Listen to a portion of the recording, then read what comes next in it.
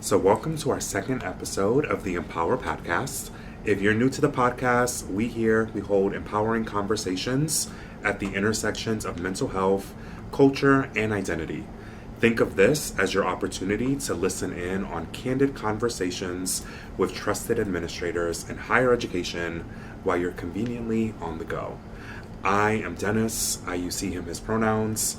I identify as a proud gay Puerto Rican man, first-generation student and graduate, and currently serve as the Associate Director of Alana Services. And I am here with two fantastic colleagues of mine. Love it. What's up, y'all? This is Jessica, she, her pronouns. I'm a Black, queer, able-bodied, cis woman, also first-generation graduate. And what am I? I'm a licensed psychologist in the Counseling Center. Hi everybody, my name is Whitney. I use she, her, hers pronouns. I am a cisgender Black woman. I am a born and raised Baltimorean. I am also a first-gen college graduate, and I am a psychologist and the Assistant Director for Social Justice in the Counseling Center. Yes, love it.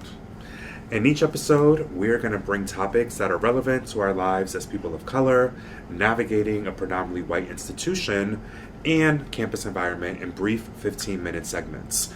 We'll wrap up with action items and some helpful tips that you can apply to your life to feel more empowered. And with that, I am ready to dive on in. Let's do it. Because I know we're going to be talking about change. Yes. Absolutely. Change is a mist. Yes. Change is so interesting to me because it's something that literally is always happening, but I feel like it is one of the most difficult processes to like when you're aware of it, it is so hard to move through. but we're literally always surrounded by change and navigating through it. And yeah, it can be a really difficult process once it's in our consciousness, or if it's happening in a way that feels like it's attached to like big ticket moments or big ticket responsibilities or developmental stages in our life. Yeah. Oftentimes in the counseling center, we have students coming in and saying like, I don't like change. Like it's almost like it's a secret. Like, right. But I think none of us like change because we are creatures of habit, Yes. right? So if you really take that into account, change is stretching you in new ways. It's you having to deal with new circumstances or situations, interacting with new people, being in new spaces. There's a lot of discomfort that comes with a lot of that novelty, right? So yeah, we get it. Change is uncomfortable. Yes. We don't have to like it, but I think the balance is we have to recognize that it's just a vital part of life. Absolutely. Like change always happens. Some of it is within our control. So if you were with us in the first episode, we talked about maybe some things we want to change in our own lives and ways to go about it. But sometimes change we don't have control over. It's just out there, whether it's in the political landscape, whether it's just in family or personal situations. There's just this notion that change, whether we like it, whether we're comfortable, whether we want it, we just have to almost just learn to embrace it because it's such a part of life. And we can't avoid it. Absolutely. Yeah, I definitely think, Dennis, as you're mentioning, this kind of like socio-political change, like we're going through a really significant time of change right now, and a lot of it difficult, right? Especially when we're thinking about being POC folks in America right now, but also just in general, like when you think about our processes, we're having some type of election or navigating through some type of systemic change so often, whether it's at the national scale or whether it's even just like changing jobs or like going to a different grade, graduating. Right. Like we're going through these like micro and macro level systemic changes in our lives so often. I do think right now is a really like difficult time because I think we're feeling it at the highest levels of macro that we can. And that's, I think, a lot of folks might be struggling. I'm struggling. So I think it can be difficult. I I appreciate your vulnerability, Whitney, with saying that you're struggling. And I think it has been a struggle. I think that's pretty safe to say.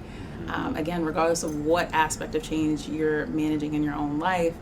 I can speak more personally. I will say with this last national election that we had, presidential election, immediately after the election, I had to take a step back. So for me, that meant in order to care for myself as our country prepared for this new change of administration, it was disconnecting.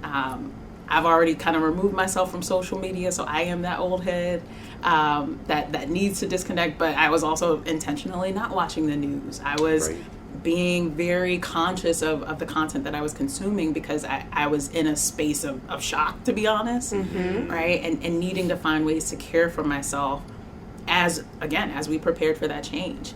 Now I can say now, in late January, I'm in a different place where I'm feeling more energized, right? I took that step away, was able to care for myself, and now I'm feeling motivated to think about, okay, what action can I take that is aligned with my values and that is going to help, not only myself, but hopefully other communities be able to navigate these changes that we're going to have over the next 4 years and beyond. Yes. And beyond. Yes. Yeah. And I love just kind of the notion about, taking care of yourself, yes, but also kind of making it more broad and thinking of this like community piece. Because I do think there are a lot of people that hold these similar identities that probably felt very similarly when we knew who the new president was going to be. And now that we're seeing like all of the rollouts of, just everything that's coming down and that's going to be implemented. So I think the big thing is just knowing that like, as you deal with change, as you navigate, you don't have to do it alone, and you can find your community, you can find that support. Because I know for me, similarly, I couldn't completely give up the social media. I live tweet a lot of the shows that I watch, and so there's always, I'll get like 2,000 likes on a tweet and things like that. So I'm like, I can't, disappoint my little fans. Yes. But what I've done to help me is that I have muted certain words, and I have unfollowed certain accounts or certain individuals, so I can sort of control what I see and what I'm absorbing on like a day to day.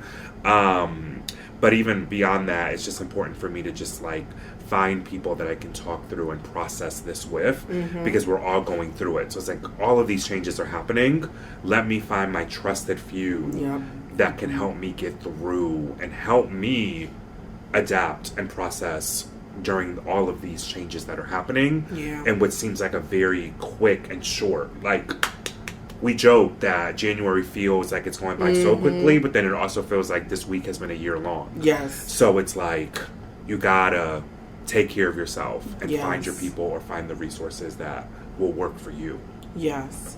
I think that that's a really phenomenal point. I think it also speaks to something about change that feels really important, and is something that's always helped me, is to identify the thing that is the anchor, that is the grounding point. Because even as things are swirling, or even as you're going through change, whether it's on an individual level or a systemic level, like there's typically something grounding us, right? It's our relationships, it's our community, it's our spirituality or religion, it's it's our fitness, it's, for me, it's my dog, it's my fur baby. No matter what is going on, he has to go out by a certain time, he has to eat. I know all his, and he will wake me up if the door is not open by a certain time. He's like, let's go. But outside of those things, right, it's the comfort, it's the love, it's the care of being able to like be in community with my fur baby. So like, what are the things that are our anchors? And I think that those things also help us process through like the loss and the grief that is. I don't think we talk enough about how like change, even quote unquote positive change, oftentimes comes with like loss and grieving. Even if you're like change, let's say you're graduating, that's a phenomenal thing, and there's a lot of loss there. You get a promotion, yay, that's exciting, but maybe that means you're having to move countries or move departments. There's a lot of loss there. And so I think I don't name that to like pull us under in it. But I think when we can recognize loss and move through grief processes, we don't get stuck in it. Right. And then we can Right. get to the part of the change where we can like be finding meaning and creating new experiences and really developing to the parts of it that feel pleasurable again. Yeah, absolutely. I love the pieces that you all have shared in terms of, leaning on community, leaning into community, finding those anchors. I think it feels important just to name that, you don't have to navigate this process alone. And I know that speaks to the community element, but also leveraging the resources you have access to, right? We are in a university setting.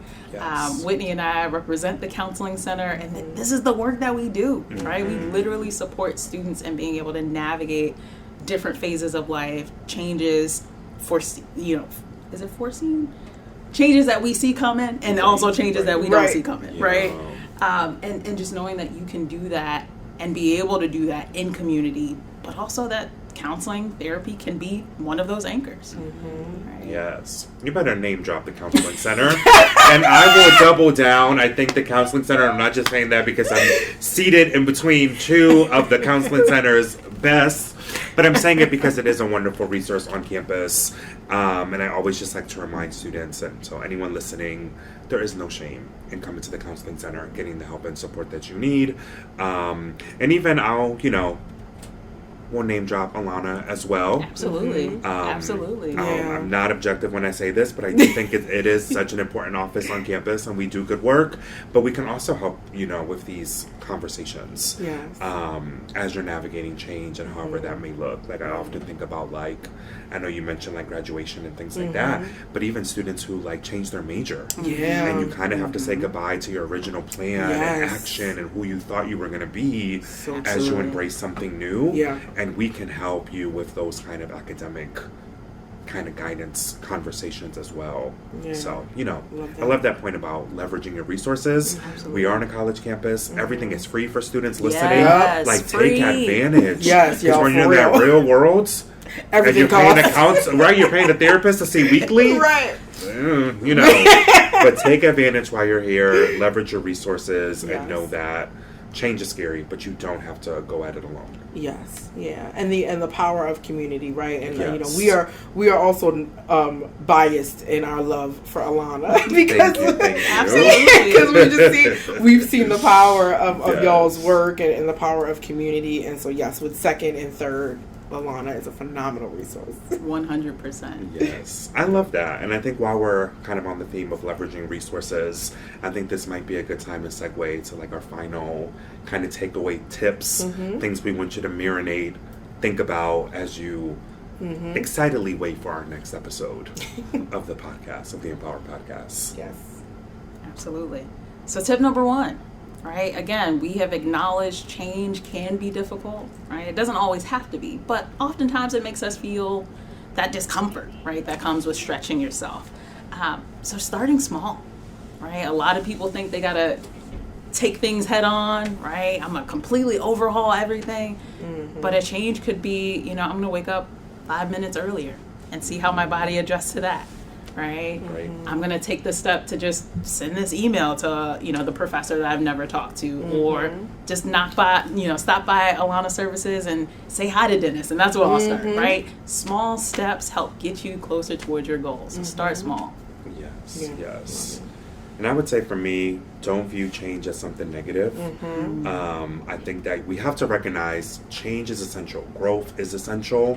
It's a natural part of life and our progression in it. So I just say embrace the change and really take it as an opportunity to reflect and realize with change you could become that best version of yourself.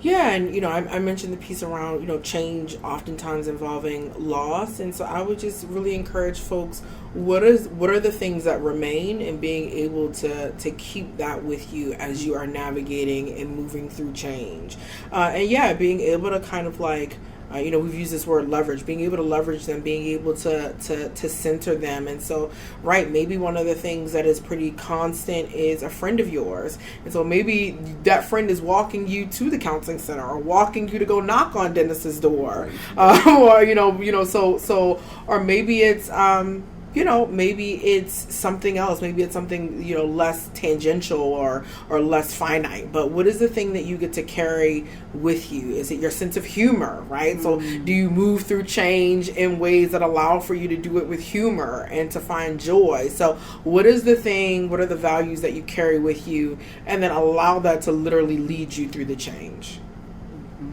Excellent. That's a word. Yes, the word. So I'm glad that I don't have to say much to follow that, but I'll leave you on this final thing. This is what we want you to leave with and take with you, is that take care, be well, stay empowered, and we will see you for the next episode.